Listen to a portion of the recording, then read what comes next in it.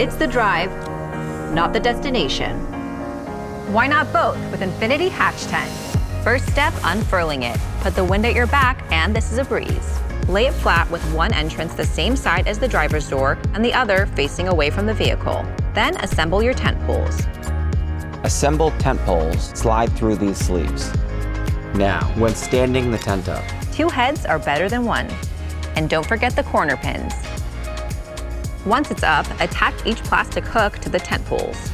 finally, it fastens to the 3 main connection points under each wheel well, keeping the tailpipe outside the tent, to the roof rails. And lastly, the interior points.